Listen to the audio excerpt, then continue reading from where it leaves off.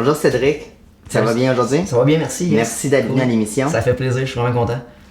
Cédric, avant l'école d'humour, tu as étudié en théâtre au Cégep de Saint-Jérôme. Qu'est-ce qui t'a fait passer du théâtre à l'humour? C'est des circonstances, je dirais. C'est pas, y a pas une affaire qui est faite comme OK, je m'en vais humoriste. Là. OK. C'est le théâtre, c'est pas vraiment payant, il y a pas vraiment de débouché. Enfin, c'est pas plus payant en humour quand tu commences là. Mais il y a plus, tu sais, il y a plus de shows à Montréal quasiment tous les soirs, fait que c'est plus facile de se produire. Puis ouais, c'est un peu ça, c'est le fait de c'est des circonstances là, tout le monde me disait que j'étais drôle, un moment donné, j'ai essayé, puis j'ai trouvé ça, j'ai eu la piqûre bien raide. Moi j'ai déjà la piqûre de la scène en partant, fait que c'était cool.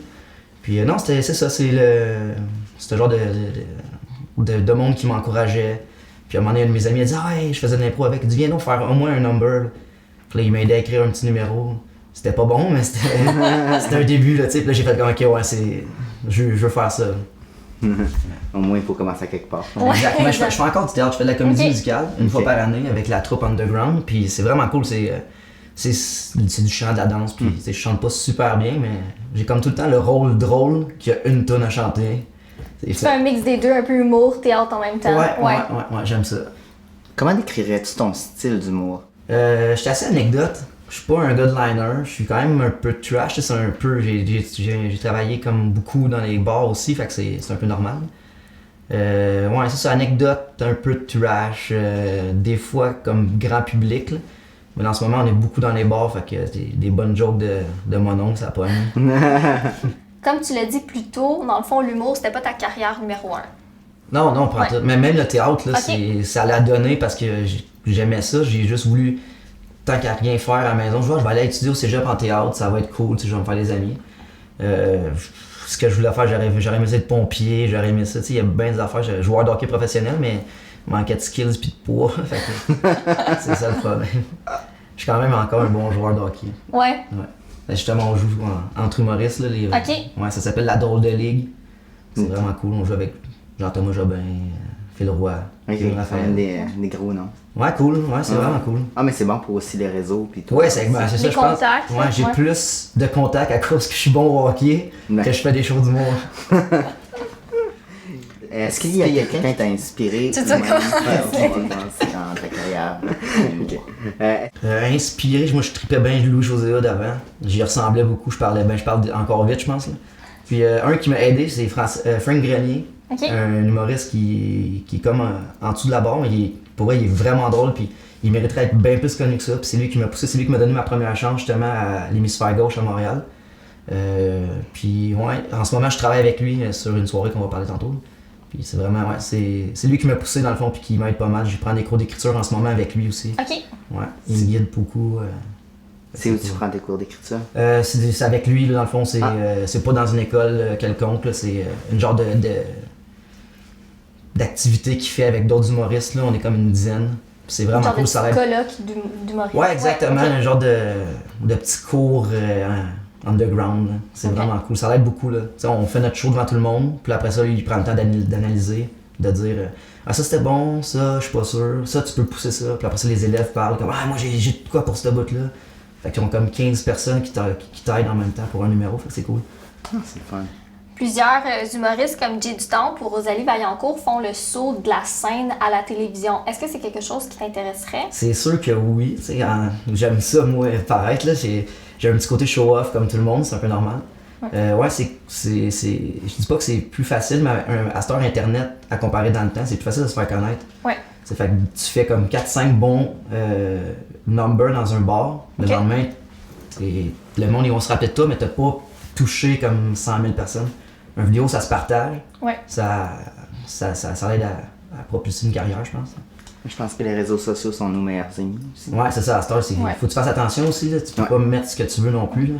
Ben comme Julien Lacroix là, qui a fait la promotion de son show avec des petits clips sur Facebook. Là. Ce Ouais. gars-là, il est magique. Il est très brillant, C'est je trouve. incroyable. Ouais. Non, c'est fou. J'ai pas commencé avec lui, il a commencé probablement avant moi. Là. Ok. Mais c'est débile. Il a gagné 3 Olivier cette année. Ouais, C'est vraiment. fou, là. Fait que c'est ça qu'il faut que tu fasses comme, ok, j'ai pas le choix d'aller devant la caméra, c'est ça qui va aider le plus possible. Ok. Ouais. T'es copropriétaire, coproducteur et co-animateur avec Samuel Deslongchamps de la compagnie et soirée Punch and Roses. Pourrais-tu nous dire d'où ce projet-là a débuté? Au début, on voulait juste partir une soirée. Moi, j'avais déjà une soirée à Saint-Jérôme au Vieux-Chac qui s'appelait l'Attaque à 5, que j'animais, que je produisais. Puis là, Samuel, à un moment donné, m'a écrit, il dit « Hey, Sel, t'habites à Laval maintenant, j'habite à Laval, on part une soirée à Laval. » Je suis comme, ça pourrait être cool, là, les humoristes aiment ça de toute façon, venir jouer sur des soirées, tu sais. Puis moi, je travaille dans un resto là-bas qui s'appelle le Resto Bar Steakhouse, puis Sainte-Rose. Puis j'ai demandé à ma boss a dit, ça pourrait être cool, on va essayer puis on verra, tu sais. Puis la première soirée qu'on a faite, on avait Richardson Zephyr, Pierre-Bruno Rivard, Faf, un humoriste qui vient de Tetfangman, il est super bon, puis Alex BL. Puis écoute, on a ramassé 130 personnes. Pour la première, là, c'était vraiment cool. Tous les humoristes ont trippé, la place était belle. Puis la place s'agrandit parce qu'il y a comme des murs qu'on peut enlever, tu sais, c'est une bonne place. Puis là, depuis ce temps-là, ça fait 7 shows sold out à 160 personnes qu'on fait. Damn. Ouais, on C'est a reçu vraiment bon. Jean-Thomas Jobin, Rosalie Vaillancourt qui est venue, OK. Mathieu Pepper, on a eu Daniel Grenier de Chicken Swell, Angelo Ciraldi qui a gagné en route vers mon premier gala cette année. Écoute, on a reçu une coupe, là. Puis là, on a commencé une deuxième soirée à la Petite Grenouille Laval. C'était jeudi dernier. Puis on a eu 205 entrées. C'est vraiment cool. On a reçu Kevin Raphaël, on a reçu Joe Guérin, Angelo encore qui est revenu, puis Faf. C'est sûr qu'on essaye de faire revenir les humoristes qu'on a aimés. Ouais, c'était super cool. Comment tu dois grandir dans le domaine de l'humour? Est-ce que tu penses que ton style d'humour va changer ou va toujours rester le même? Je ne sais pas comment répondre à cette question-là. Moi, je suis un gars, je suis pas capable de faire de liner parce que c'est dur de faire comme, ok, je passe d'un gag à l'autre, qui a aucun rapport au sujet. Ouais. Moi, mon cerveau, il veut juste pas comprendre ça. Fait que je suis bien anecdote. Sinon, je fais des genres de petits personnages. J'ai un personnage de golfeur qui est comme maladroit, il s'appelle Henry Birdie. Ça a vraiment pas mis, c'était cool. J'étais stressé, c'est la première fois que je faisais un personnage sur scène. Puis j'ai eu des vraiment bons commentaires, fait que c'était cool. Puis sinon, je fais un personnage qui chiale, il fait juste chialer sur la société. Un peu comme Taxi 22, là, mais sans prendre les gna puis le savoir. Ouais. Les mimiques. Ouais, exactement. Ouais. Comme juste chialer sur le fait que le monde ne savent pas chauffer, c'est d'affaires de même. Quelle est la suite pour toi, Cédric? C'est sûr que j'aimerais ça. À Punch and Roses, c'est vraiment un projet qui nous intéresse beaucoup. On agrandit justement à Montréal bientôt dans un bar qui s'appelle Le Plan de Match avec justement Frank Grenier qui va venir nous aider dans ce projet-là. Fait qu'on commence à agrandir aussi notre staff, là, si on peut dire. Là. On a comme 2 promoteurs, on a une fille qui va chercher des commanditaires. Fait que c'est cool, on a beaucoup de commanditaires déjà, fait que ça va bien. Fait que ouais, grossir sur la Rive-Nord parce qu'il n'y a pas grand-chose sur la Rive-Nord. Comme, on veut aussi ouvrir à Saint-Jérôme, on aimerait ça faire un Punch and Roses à Saint-Jérôme, Répentigny, La Chute, ces choses-là. Ok, Cédric, merci beaucoup. Ça fait plaisir, écoute, Oui, merci à vous autres, c'est vraiment cool. Fait qu'on va se tenir au courant de tes futurs projets puis peut-être aller à Punch and Roses. Vous êtes tous invités, hein, si jamais vous voulez venir, Exact. on va vous donner un petit billet gratuit, ça va faire plaisir. Ah, merci beaucoup. Vous pouvez aussi follow sur Instagram, Ouais, Cédric. Yes. on peut te suivre justement Facebook, Ouais, Cédric Instagram. Lewong sur Facebook. Punch and Roses, allez liker la page Punch and Roses, c'est vraiment cool. Parfait. On est rendu comme à 700 likes. Ah, bon, Ouais, c'est ça. ça avance. Ouais. Ça fait pas longtemps, ça fait comme depuis juillet, fait que c'est déjà quand même très bon. Là. Là, c'est quand même fun. Ouais. Merci beaucoup. Ça fait plaisir, merci à vous autres. Merci. Yeah, je suis content.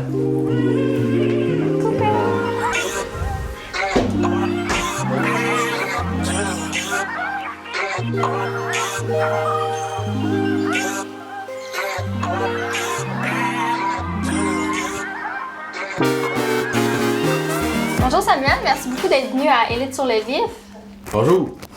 Ça va bien? Ben oui, vous autres? Ben oui, ça va super Super. bien. Super. T'as étudié en génie électrique pour ensuite avoir un emploi en technicien de service en énergie éolienne. Comment en es-tu venu à faire de l'humour? Oui, j'ai travaillé en énergie éolienne quand je suis sorti de l'école. Par la suite, j'ai occupé d'autres emplois là, dans le domaine de l'électronique industrielle. Puis, j'aimais ça, mais tu sais, correct, on dirait. Puis, à l'été 2015, il y a eu un open mic dans mon coin. Il y avait une soirée de rodage qui roulait depuis un petit bout. J'ai participé à l'open mic, j'ai adoré mon expérience. Puis, dans le fond, tout l'été, j'ai rêvé de faire du stand-up. J'ai continué à écrire beaucoup. Mais j'étais dans un petit village qui s'appelle Sacré-Cœur, proche de Tadoussac. Il n'y avait pas beaucoup de vie là-bas, je te dirais. Un village de même pas 2000 habitants. Donc, quand mon contrat s'est terminé, fin septembre, j'ai pris les mesures pour justement m'en venir à Montréal. Puis en novembre, je déménageais à Montréal. Donc, ça s'est fait vraiment rapidement. Puis c'est ça, j'ai commencé à faire le tour des soirées, rencontrer des gens, puis finalement j'ai fait mon premier spectacle. On était rendu à mi-décembre 2015. Ouais. Comment tu décrirais ton style d'humour? C'est la question qu'on adore, oui. J'aurais de la misère à décrire un style parce que je trouve que ça fait pas énormément longtemps que je fais ça, donc je m'impose pas de limite. Si j'ai le goût de faire une anecdote, je vais faire une anecdote. Fait qu'à ce moment-là, on pourrait dire que je suis plus un raconteur, mais mon autre numéro que je vais écrire par la suite, ça peut être complètement autre chose, qui sera justement pas dans l'anecdotique, aucunement. Donc, je dirais que c'est assez difficile de dire quel style que j'ai, justement, vu que... Assez varié, dans le fond. C'est assez varié, puis vu aussi, j'ai cette liberté-là, je pense, surtout parce que, vu que les gens me connaissent pas, quand ils me voient, souvent, c'est la première fois qu'ils me voient. Donc, ils n'ont pas d'attente particulière en ce que je vais faire. Donc, je peux vraiment me permettre de faire ce qui me plaît ou ce que j'ai le goût de faire. J'aime beaucoup aller dans l'exagération, aller un peu dans le...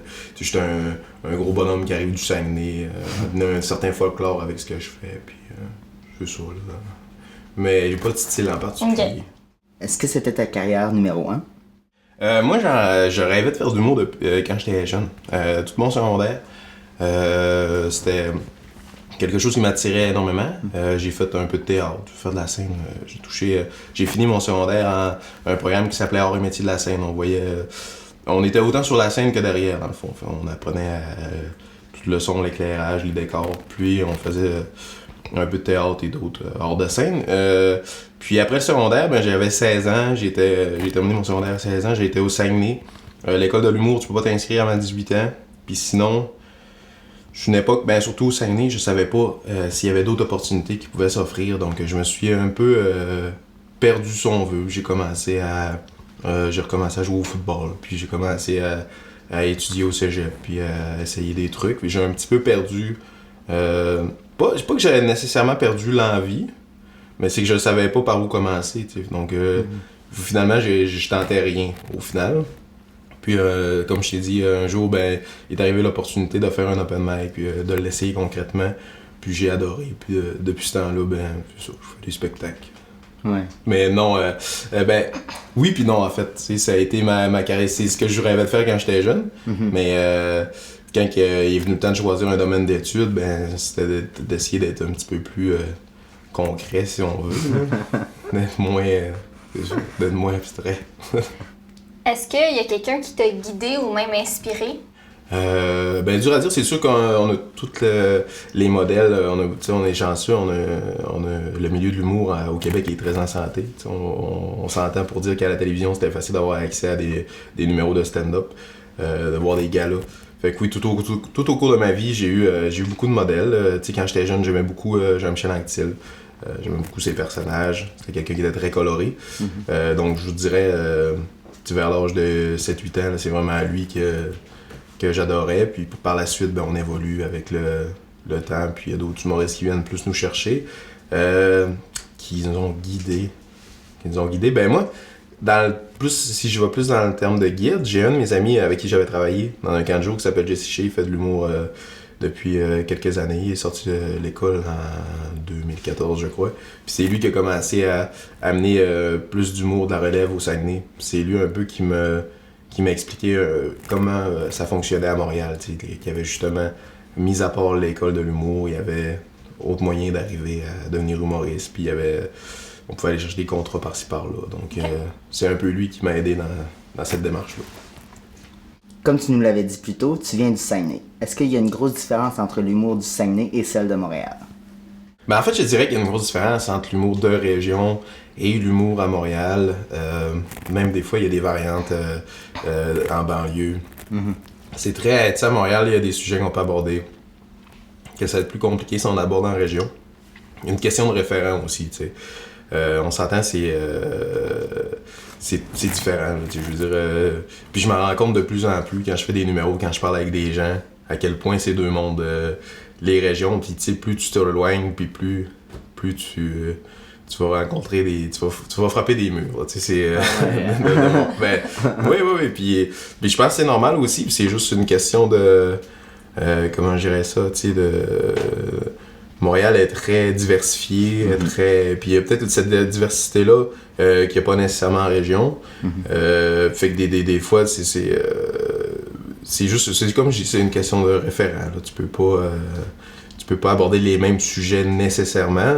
Puis c'est comme la même chose, c'est si je viens ici puis je fais un numéro sur la chasse et la pêche à Montréal, ben c'est peut-être pas tous les gens qui vont comprendre. T'sais, si j'explique pas bien mes points, ben c'est la même chose en région. Il y a des trucs que c'est plus urbain. Donc si je me mets à faire un numéro concret sur la ligne orange, ben ça se peut que j'en perde plusieurs. Donc il y a des choses qui je veux dire, what is funny is funny. Je veux dire, des choses qui sont qui sont à la base drôles et qui vont être drôles peu importe ce que tu les fais. Mais non, c'est sûr qu'il y a des sujets, comme je dis, que t'es mieux de pas aborder, puisque les gens n'auront pas nécessairement les référents, à moins de bien expliquer de quoi tu parles. Il y a plusieurs humoristes comme Jay Dutemps et Rosalie Vaillancourt qui font le saut entre la scène et la télévision. Est-ce que c'est quelque chose qui t'intéresserait? Moi, je ferme pas de porte. Je veux dire, la télévision, c'est un beau... je veux dire... c'est un beau plateau. C'est un beau monde. C'est un beau monde. Ouais. Ça a l'air de je veux dire, les gens qui en font ont l'air de beaucoup apprécier. Donc, c'est sûr que d'en faire de plus, c'est pas une porte que je me ferme. Je me ferme pas au stand-up comique. Parce que ça peut être très intéressant. Puis on sait pas vers où ça peut mener. Moi, je pense à Rosalie puis Jay Dutemps qui travaillent sur des beaux projets. Ouais. Puis ils ont l'air de s'épanouir à travers ça. Puis... je veux dire, c'est des exemples quand même qu'on aimerait suivre. Aurais-tu des conseils pour les aspirants humoristes? Ben c'est dur d'être original vu qu'on dirait que chaque humoriste s'est déjà fait poser la question. Ouais. Donc je vais dire porter du bleu. Soyez vous-même. Non, je pense que l'important que j'ai pu réaliser, c'est d'un, il faut se trouver drôle. Il faut se trouver drôle. Fais quelque chose que toi personnellement tu trouves drôle. Essaye pas tu fais pas quelque chose en disant les gens vont trouver ça drôle si toi tu trouves pas ça drôle. Parce que puis deuxièmement, c'est d'assumer ce qu'on fait. T'es pas nécessairement t'auras pas nécessairement les plus gros rires si t'écris la meilleure blague, mais tu vas avoir les plus gros rires si t'assumes puis t'as de l'assurance dans ce que tu fais. Donc c'est important justement quand t'écris ou quand tu décides de quoi tu vas parler, d'être prêt à l'assumer devant des gens que tu connais pas. Puis c'est parce que il y a quelque chose que souvent on n'est pas conscient, mais les gens dans la salle sont souvent plus stressés que nous. T'sais, je veux dire, si t'arrives stressé puis tu donnes l'impression que tu sais aucunement ce que tu fais, les gens vont figer, mais si tu leur donnes rapidement l'impression que tu sais ce que tu fais, ben ils vont être prêts à t'écouter puis ils vont être tous là, ils vont être relax puis ouais. Fait que assume puis trouve drôle ce que tu fais puis ça devrait bien aller.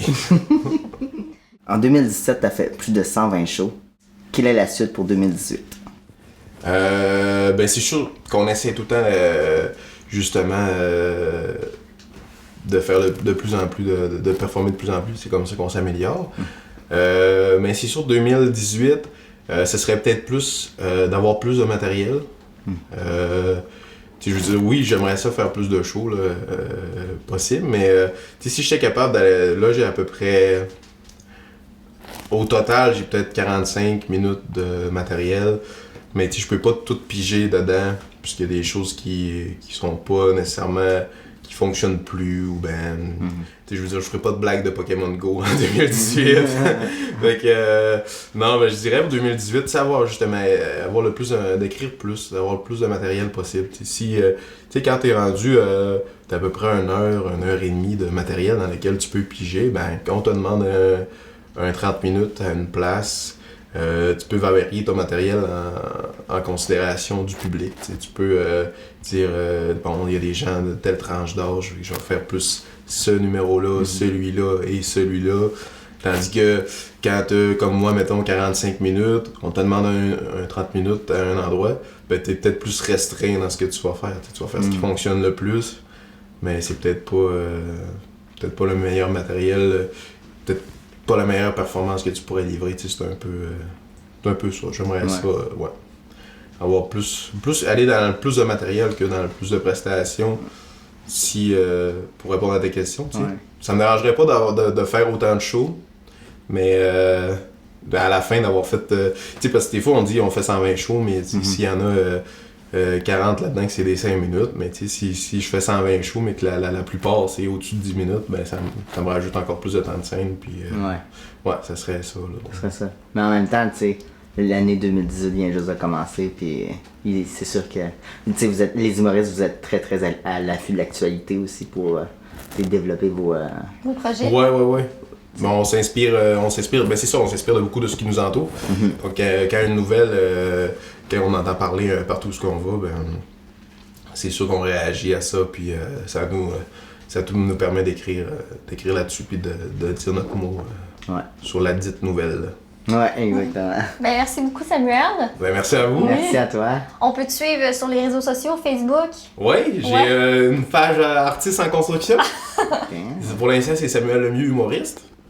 Mais ouais, c'est ça. Ben, pour l'instant, On peut te suivre là-dessus. On peut me suivre là-dessus. Là. Je vais mettre mes dates de show. Là. Je vais travailler ça. Là. C'est mon projet 2018. Là. Parfait. Puis t'as sur Instagram aussi. En construction oui. aussi. En construction. Oui, c'est quoi mon Instagram? C'est Sam Lem, je pense. On va chercher, ouais, on va le mettre La en... première lettre de mon prénom, les 3 premières lettres de nom de famille. Ok. Sur Snapchat, c'est Sam Lem 1. Il y avait un chien qui m'avait volé mon nom, mais... Merci. Merci beaucoup.